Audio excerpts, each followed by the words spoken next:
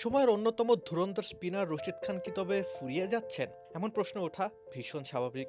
কেননা তিনি যে হারিয়ে ফেলছেন নিজের ধূর্ত সত্তা। বল হাতে তিনি ভীষণ সাদামাটা।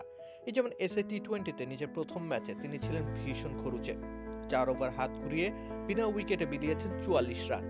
রশিদ খানের সাথে এই বোলিং ফিগার তো বড্ড বেমানান। তবে স্রেফ একটি ম্যাচ বিবেচনায় রশিদ খানের ফুরিয়ে যাওয়ার প্রশ্ন তোলা মোটেও সমীচীন নয়।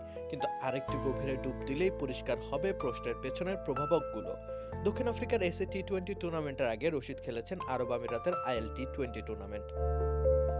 সংযুক্ত আরব আমিরাতের উইকেট বরাবরই স্পিন সহায়ক। স্লো উইকেটেও রশিদ ছিলেন নির্জীব। 5 ম্যাচে তার শিকার মোটে 4টি উইকেট। অথচ উইকেট শিকারী হিসেবেই তো তিনি গোটা বিশ্বজুড়ে প্রসিদ্ধ। স্যাম্পল সাইজ হিসেবে IL-T20ও হয়তো যথাযথ নয়, কিন্তু রশিদের ব্যর্থতা তো চলমান পুরো বছর জুড়েই। বছরের একেবারে শুরুর দিকে আইসিসি চ্যাম্পিয়ন্স ট্রফিতে 20 ওভার বল করেছেন রশিদ খান। ক্রাঞ্চি রোলের ভিতর চকলেট ক্রিমের ফিলিং, অল টাইম ক্রিম রোল, মুখে দিতেই স্পেশাল ইনসাইড। 50 ওভারে সেই টুর্নামেন্টে স্রেফ একটি উইকেট প্রাপ্তিতেই সন্তুষ্ট থাকতে হয়েছে।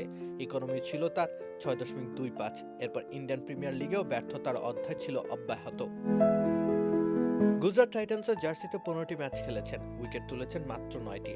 9.34 ইকোনমিতে রান বিলিয়েছেন আফগান স্পিনার। তাকে হয়তো গুজরাট ফ্রাঞ্চাইজি রিটেন করতো না, কিন্তু ইংল্যান্ডের দ্য 100 টুর্নামেন্টে তিনি 6 ম্যাচে 12 উইকেট নিজের পকেটে পুরেছেন। সে পারফরম্যান্স আশার সঞ্চার ঘটালেও পরিস্থিতি আমূলে বদলে যায়নি। দ্য 100 টুর্নামেন্টেও তিনি ছিলেন খরুচে। ইকোনমি ছিল তার 8.20। মোদ্দা কথা, দুর্ধর্ষ স্পিন জাদুঘর থেকে ক্রমশ রশিদ খান পরিণত হচ্ছেন সাধারণ এক স্পিন বোলারে।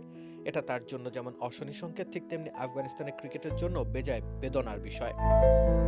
কেননা পুরো বিশ্বে আফগানদের প্রতিনিধি হয়ে বিচরণ করে বেড়ান রশিদ খান। তার পারফরমেন্সের এমন বেহাল দশা সেই ব্যাপ্তির পরিধি কমিয়ে দেবে নিঃসন্দেহে। তাছাড়া রশিদের নিম্নগামী পারফরমেন্স দেশটির মাঠের ক্রিকেটকেও প্রভাবিত করবে। তিনি যে আফগান ক্রিকেটের সুপারস্টার। রাকিব হোসেন রুম্মান, খেলা 71।